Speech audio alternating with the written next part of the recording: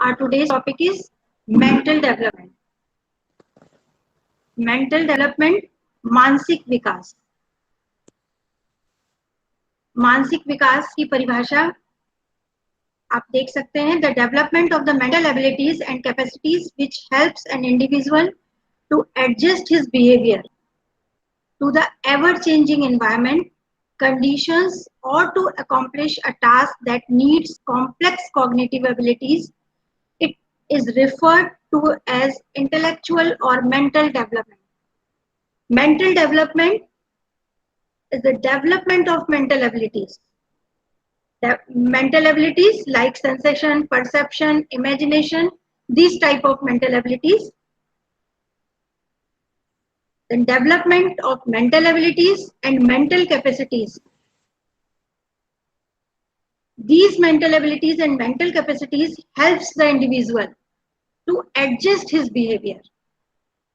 ये mental abilities, mental मानसिक योग्यताएं, मानसिक क्षमताएं जो किसी भी मनुष्य के को सहायता करती हैं अपने वातावरण के प्रति जो व्यवहार होता है उसको एडजस्ट करने में. व्यवहार को एडजस्ट करने में यानी कि वातावरण के साथ एडजस्टमेंट करने में, वातावरण के हिसाब से कैसा व्यवहार करना है उसको एडजस्ट करने में सहायता देती है कि किस तरह से व्यवहार करना चाहिए. इस तरह की निर्णय लेने में सहायता करती हैं ये मेंटल एबिलिटीज. इसके साथ साथ ये मेंटल एबिलिटीज हमें किसी भी कार्य को करने के लिए, ये कार्य साधारण भी हो सकता है, सिंपल भी हो सकता है और कॉम्प्लेक्स भी हो सकता है. और ये कॉम्प्लेक्स वर्क या जो भी कार्य है इसमें कॉम्प्लेक्स कॉग्निटिव एबिलिटीज वर्क करती हैं. और इन कॉम्प्लेक्स कॉग्निटिव एबिलिटी या ये किसी भी प्रकार की जो मेंटल एबिलिटीज हैं इनके डेवलपमेंट को हम कहते हैं mental development. This is known as intellectual development और मेंटल डेवलपमेंट. साधारण भाषा में अगर हम कहें तो मानसिक विकास मानसिक क्षमताओं का विकास है. और ये मानसिक क्षमताएं कौन कौन सी हैं? इमेजिन करना,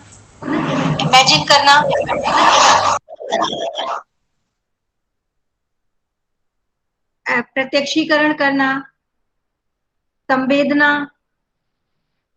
चिंतन करना, इस तरह की ये सभी मानसिक योग्यताएं एक ना होकर के कभी कभी अकेले कोई मानसिक योग्यता कार्य करती है, कभी कभी ये ग्रुप में काम करती हैं.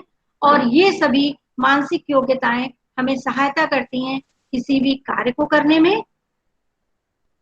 इसके साथ साथ अपने वातावरण से समायोजन करने में, अपने वातावरण के अनुरूप व्यवहार करने में सहायता करती हैं ये मानसिक योग्यताएं. और इन मानसिक योग्यताओं के विकास को ही हम मानसिक विकास कहते हैं.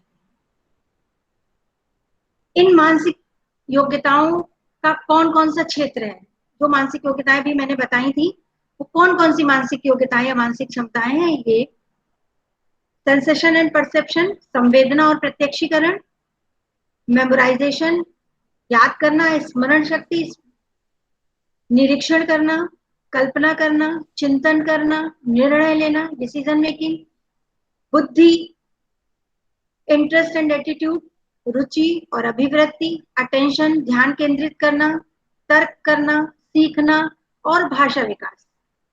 Sensation and perception, remembering, observation, imagination, thinking, decision making, intelligence, interest and attitude, attention, reasoning, learning and language.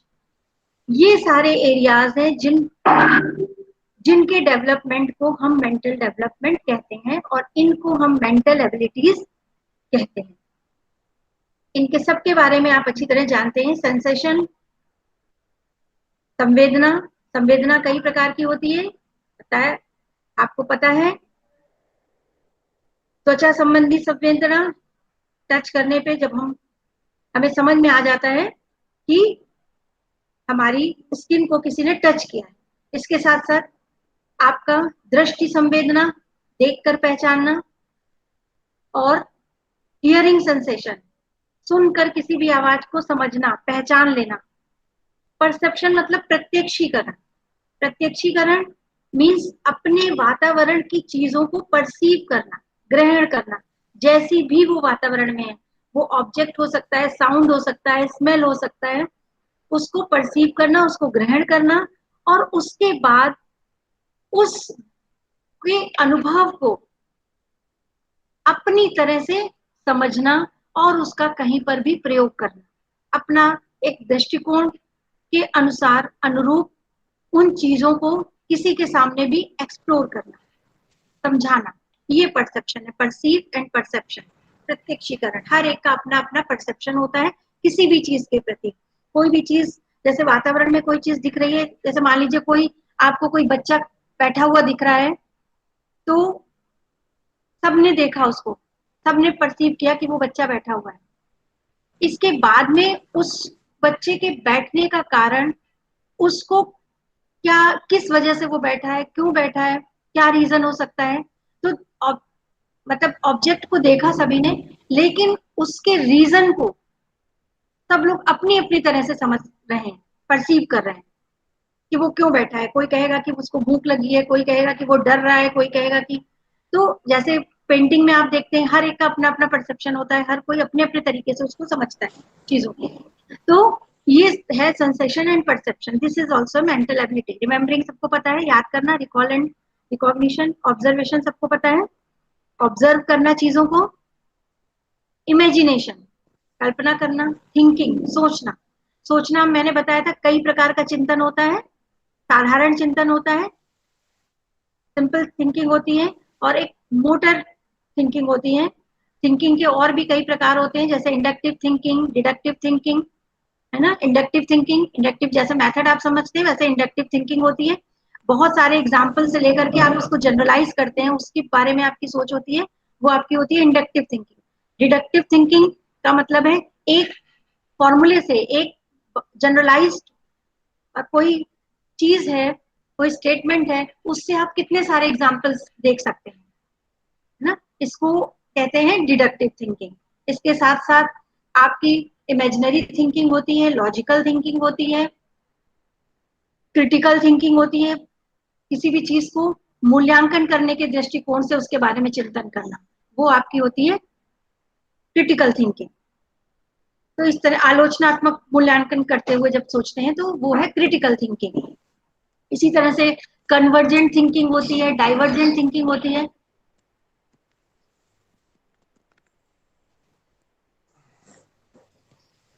वो क्रिएटिव, कन्वर्ट ही दिशा में सोचना। कन्वर्ट, आपने फिजिक्स में जो लोग पढ़े हैं उन्होंने जानते हैं, वो लोग कन्वर्जेंट रेज होती हैं, डाइवर्जेंट आती हैं। तो इस तरह से कन्वर्जेंट और डाइवर्जेंट वर्ड आपने फिजिक्स में पढ़ा है, मीनिंग उसका सेम वही है। कन्वर्जेंट माने एक दिशा में, डाइवर्जेंट माने फैलता हुआ चारों दिशाओं में। तो convergent thinking and divergent thinking. जब हम क्रिएटिव बहुत सारी दिशाओं में किसी समस्या का हल ढूंढते हैं तो डाइवर्जेंट थिंकिंग वहां पर यूज होती है। और जब किसी चीज को मेमोराइज करते हैं तो एक ही दिशा में सोचते हैं, एक ही दिशा में उसको मेमोराइज करने की कोशिश करते हैं, वो है हमारी इंडक्टिव थिंकिंग।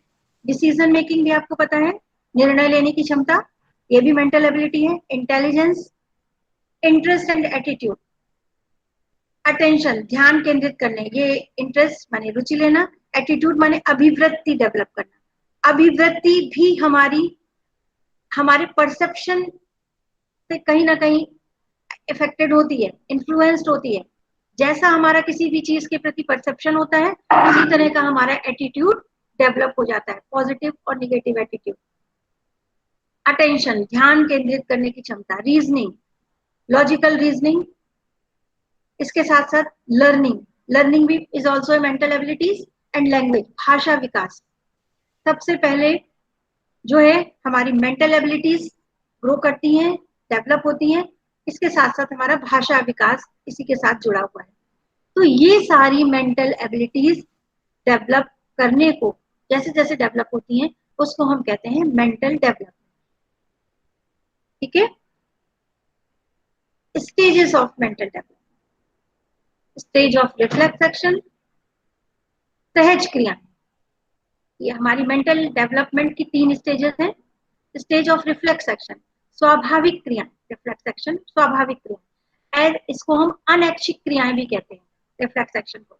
अनैच्छिक क्रियाएं मतलब जिसकी कोई इच्छा नहीं है, हमारी अपने आप अनायास हो जाती है, जैसे पलक झपकना, कोई भी चीज हमारे सामने आती है उसको देखना, तो ये अनैच्छिक क्रियाएं और ये स्वाभाविक है।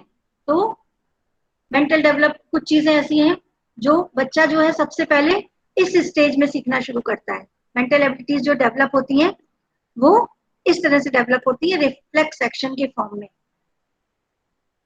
जो क्रियाएं करने की मतलब अपने आप सीखने वाली स्थिति है ये, अपने आप कार्य करने वाली स्थिति है। जैसे पलक झपकाना किसी को जो है सिखाना नहीं पड़ता, वो अपने आप वो डेवलप होता है, वो एबिलिटी डेवलप होती है। स्टेज ऑफ डिजायर्ड और वॉलंटरी एक्शन, अब यहाँ पर वो उसकी अपनी इच्छा वाली क्रियाएं जो है वो शुरू होती हैं, लेकिन कोई बहुत ज्यादा पर्पस यहाँ पर नहीं समझ में आता है।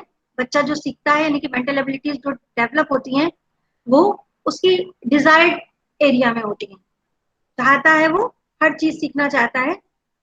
जैसे मान लीजिए कि वो उत्सुकता, यहाँ पर एक उत्सुक होना उसकी डिजायर्ड एबिलिटी है।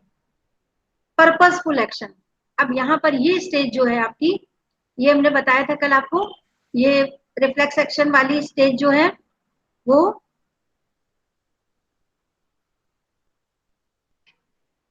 इन्फेंसी स्टेज में होती है। Infancy stage stage of reflex action है।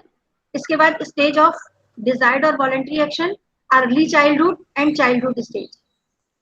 अर्ली चाइल्डहुड स्टेज में और चाइल्डहुड स्टेज में ये डिजायर्ड और वॉलंटरी एक्शन स्टार्ट होते हैं। इसके बाद stage of purposeful action, early childhood के बाद और एडल्टहुड तक, इसमें एडोलसेंस स्टेज भी आपकी शामिल होती है। इसमें आपके पर्पसफुल एक्शन जो है वो स्टार्ट होते हैं। पर्पसफुल मतलब उद्देश्यपूर्ण कार्य, सीखने के उद्देश्यपूर्ण कार्य यहाँ पर शुरू होते हैं, पर्पसफुल एक्शन।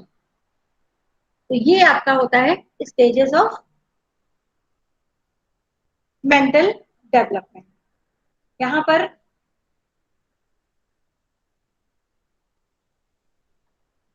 इसके बाद हमारा आता है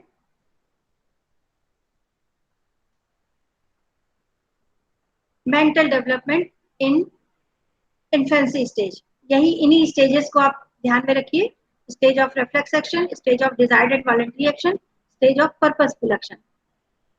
तो मैंने आपको अभी बताया कि ये इन्फेंसी स्टेज में है, ये early childhood and childhood stage, और ये आपके एडोलसेंस स्टेज से लेकर के एडल्टहुड तक। मेंटल डेवलपमेंट इन इन्फेंसी स्टेज, यहाँ पर आपकी जो मेंटल एबिलिटी इन्फेंसी स्टेज में डेवलप होती है, development of the capacity of sensation. सबसे पहले सेंसेशन की मेंटल एबिलिटी जो है वो बच्चों में डेवलप होती है। बच्चे जो हैं किसी छोटी एज में, नवजात शिशु भी, यहाँ तक कि किसी भी सेंसेशन को बहुत अच्छी तरह से समझते हैं, यहाँ तक कि फेशियल एक्सप्रेशन, दृष्टि संवेदना है उनकी, तो उसको भी, फेशियल एक्सप्रेशन को भी समझते हैं। तो ये आपकी कैपेसिटी ऑफ सेंसेशन जो है वो स्टार्ट होती है इसमें, इन्फेंसी स्टेज में। हियरिंग सेंसेशन, सारी सेंसेशन जो है, इससे बच्चे जो है अपना एक परसेप्शन डेवलप कर लेते हैं कि किस तरह से उनके अंदर वो जो है कौन किसकी आवाज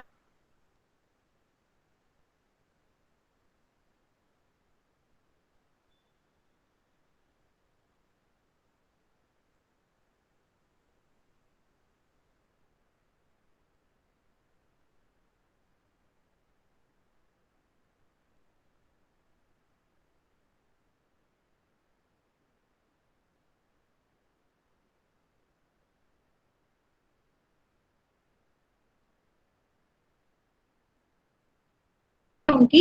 लेकिन कुछ हद तक ये लोग स्टार्टिंग स्टेज में इन चीजों को समझना प्रारंभ कर देते हैं कि कौन सी चीज दूर रखी है, कौन सी चीज पास रखी है, कौन सी चीज थोड़ी हैवी है, कौन सी हल्की है, और समय के बारे में, रात और दिन के बारे में वो थोड़ा थोड़ा, यानी कि 0 to 2 ईयर में, लास्ट ऑफ इन्फेंसी में वो इन चीजों को समझना शुरू करते हैं। सेल्फ कॉन्सेप्ट, अपनी इमेज, अपनी जो आपकी इमेज है उसको अगर उनको शीशे में देखें तो वो समझ जाते हैं कि ये मैं हूँ और ये कोई और है, तो सेल्फ कॉन्सेप्ट उनका डेवलप हो जाता है। सोशल कॉन्सेप्ट, अपने सोशल एनवायरनमेंट में जो भी सदस्य हैं, फैमिली में जो भी सदस्य हैं, पेरेंट्स और सिबलिंग, उनको पहचानना शुरू कर देते हैं। तो एक सोशल कॉन्सेप्ट उन्हें पता चल जाता है, ये हमारी फैमिली के लोग हैं और ये हमारी फैमिली के लोग नहीं है। तो ये हो गया इन्फेंसी स्टेज में mental development. Mental development in early childhood stage, development of exploratory tendency. Exploratory tendency का मतलब है अपने अंदर की चीजों को बाहर एक्सप्रेस करना, ये डेवलप होता है। ये भी मेंटल एबिलिटी के अंतर्गत आता है कि अपने अंदर जो भी उनको महसूस हो रहा है, जो भी चीजें वो कर रहे हैं, उसको एक्सप्लोर करना। Concept of space, weight and time, इसमें इन्फेंसी स्टेज की अपेक्षा कुछ क्लियर कॉन्सेप्ट उनके अंदर आते हैं। जैसे स्पेस, वहां पर केवल दूर और पास की चीजों का कॉन्सेप्ट था, यहाँ पर ऊंचाई और ऊंची और नीची चीजों का भी कॉन्सेप्ट आता है। ऊंचाई पर है कि थोड़ा नीचे बैठे हुए हैं, गिरेंगे, ऊंचाई से अगर कूदेंगे तो गिर जाएंगे, इस तरह का कॉन्सेप्ट है। वेट में वेटी चीजों के बारे में समझते हैं, लेकिन ये वो नहीं समझ पाते कि भारी चीज और हल्की चीज जो है देखने में छोटी भी हो सकती है या देखने में बड़ी भी हो सकती है। टाइम का कॉन्सेप्ट, रात और दिन के अलावा थोड़ा सा टाइम का कॉन्सेप्ट उनके अंदर डेवलप हो जाता है कि दिन के समय हो रहा है कि रात का समय हो रहा है। Concept of life and death, यहाँ पर एक और कॉन्सेप्ट बच्चों में आता है कि कोई चीज अगर उनके सामने से चली जाती है तो वो समझते हैं कि वो चीज गायब हो गई और उसको भूल भी जाते हैं। ये अर्ली चाइल्डहुड स्टेज में ये चीजें आती हैं। Concept of life and death बहुत क्लियर नहीं होता है, लाइफ एंड डेथ का कॉन्सेप्ट, लेकिन कोई चीज उनको समझाई जाती है कि वो चीज चली गई है तो वो सोचते हैं कि थोड़े दिन बाद अगर किसी की डेथ हो गई तो वो लौट के आ जाएगा, ये कॉन्सेप्ट है। लॉजिकल थिंकिंग, तार्किक चिंतन प्रारंभ हो जाता है, रीजन करने लगते हैं, रीजन उनको चाहिए होता है, हर चीज का तर्क उनको चाहिए होता है, आंसर चाहिए होता है, तो एक तरह से लॉजिकल थिंकिंग डेवलप हो जाती है। लेटर चाइल्डहुड स्टेज में ऑपरेशनल थिंकिंग। ऑपरेशनल थिंकिंग का क्या मतलब है? ऑपरेशन, कार्य करना, थिंकिंग माने चिंतन करना।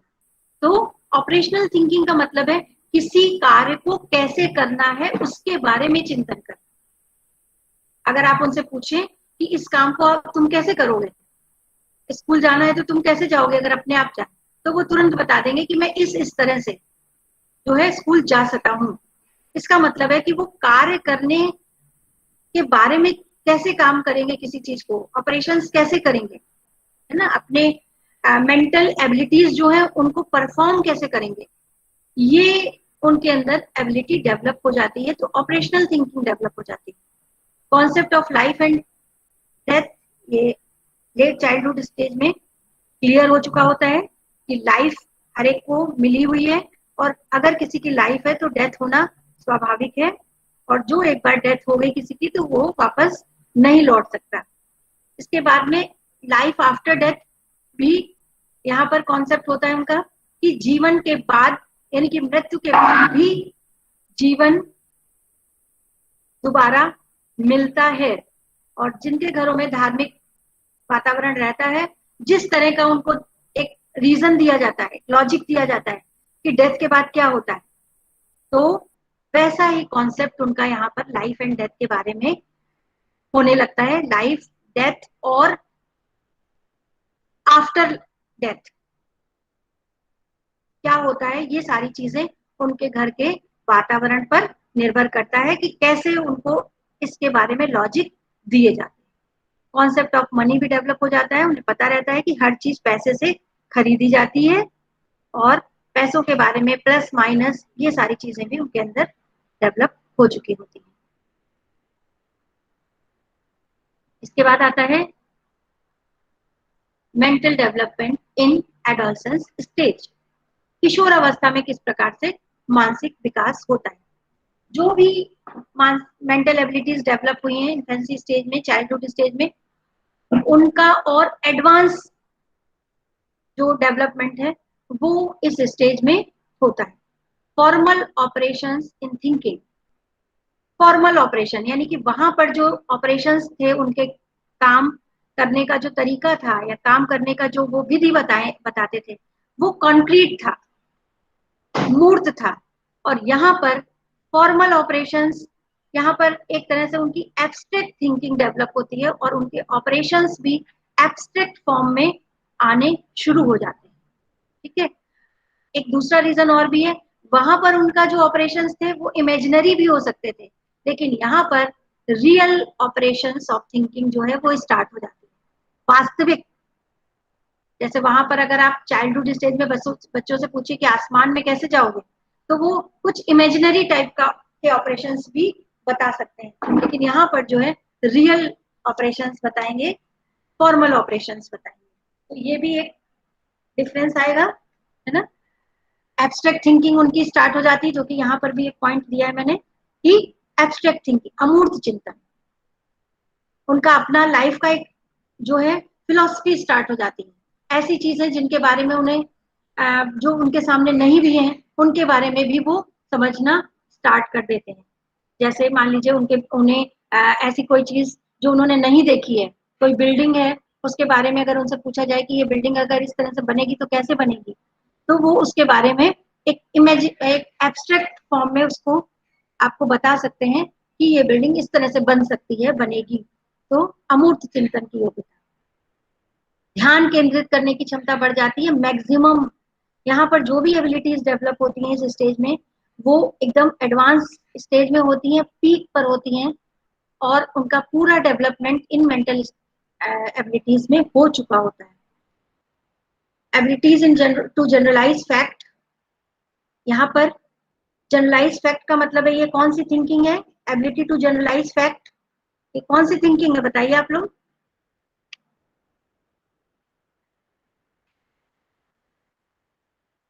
ये आपकी इंडक्टिव थिंकिंग है। जनरलाइज फैक्ट हम कब निकालते हैं, इंडक्टिव थिंकिंग में निकालते हैं।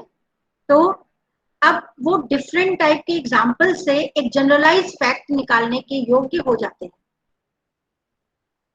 ठीक है, तो वैसे तो स्टार्टिंग स्टेज में जब हम बच्चों को पढ़ाते हैं तो इंडक्टिव मेथड से पढ़ाते हैं, तो यहाँ पर इंडक्टिव जो उनकी थिंकिंग है वो बिल्कुल एडवांस स्टेज में होती है, इसलिए वो किसी भी चीज के डिफरेंट एग्जाम्पल से जनरलाइज फैक्ट निकाल सकते हैं। Increase in ability to communicate, किस तरह से कम्युनिकेट करना है प्रॉपर लॉजिकल फॉर्म में, तर्क के साथ, किस तरह से वहां पर जो कम्युनिकेशन था, कम्युनिकेशन एबिलिटी वहां भी डेवलप हो जाती है, लेकिन वहां पर उनके जो कम्युनिकेशन है वो लॉजिकल, जरूरी नहीं कि बहुत लॉजिकल हो, इलॉजिकल भी हो सकते हैं, लेकिन यहाँ पर जो कम्युनिकेशन है वो प्रॉपर लॉजिकल होते हैं। तो ये लॉजिकल कम्युनिकेशन की एबिलिटी यहाँ पर डेवलप हो जाती है। Increase in ability to understand, समझ पूरी तरह से विकसित हो चुकी होती है। Increase in ability to make decision, अपने निर्णय वो खुद लेने के योग्य हो चुके होते हैं। यहाँ पर decision making ability, different type की सिचुएशंस अगर आप दीजिए तो उन डिफरेंट टाइप की सिचुएशंस में वो प्रॉपर डिसीजन लेकर आपको बता देंगे कि इस सिचुएशन में ये काम करना चाहिए। इस तरह से डिसीजन मेकिंग एबिलिटी पूरी प्रॉपर पीक स्टेज में उनकी एबिलिटी डेवलप हो चुकी होती है। Increase in ability to memorise, यहाँ पर बच्चे पूरी तरह से किसी भी चीज को रिकॉल और रिकॉग्नाइज करने की योग्यता रखते हैं। Increase in ability to concept formation, किसी भी चीज का संप्रत्यय विकसित करना, किसी के बारे में अगर आप उनको कोई चीज बता दें और उसके बारे में उनसे अपना पूछें, उस कॉन्सेप्ट के बारे में पूछें, तो वो पूरी तरह से हर चीज के प्रति, चाहे वो मूर्त चीजें हो चाहे वो अमूर्त चीजें हो, उनके बारे में उनका कॉन्सेप्ट जो है एकदम क्लियर होता है। तो कॉन्सेप्ट फॉर्मेशन भी डेवलप हो चुका होता है। एब्स्ट्रैक्ट थिंकिंग, अमूर्त चिंतन की योग्यता, जो चीजें उनके सामने नहीं है, कभी नहीं आएंगी या आती हैं, उनके बारे में भी वो सोच सकते हैं। यहाँ पर वो एबिलिटी भी डेवलप हो चुकी होती है।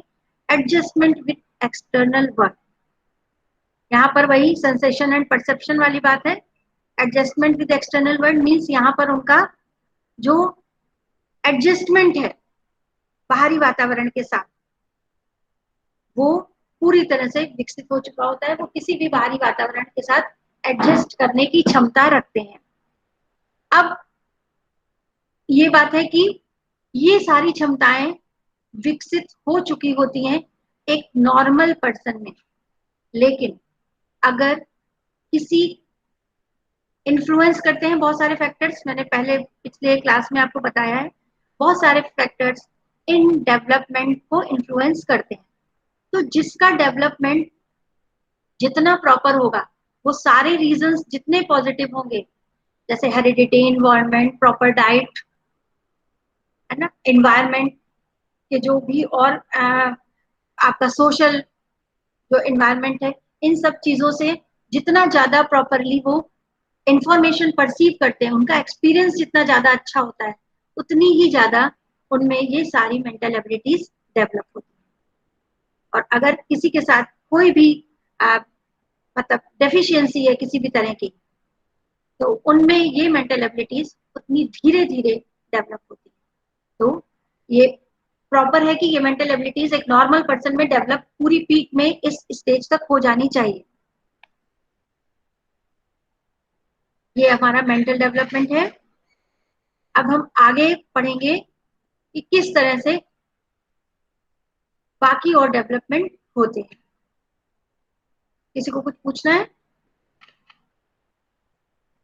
किसी के मन में कोई डाउट हो तो बताएं।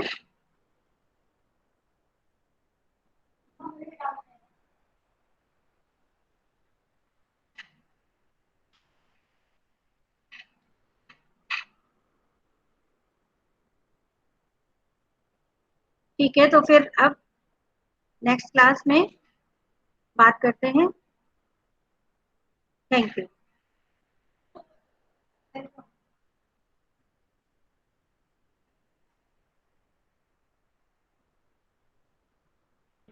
Thank you ma'am. Thank you, ma'am. Thank you, ma'am. Thank you, ma'am. Thank you ma'am.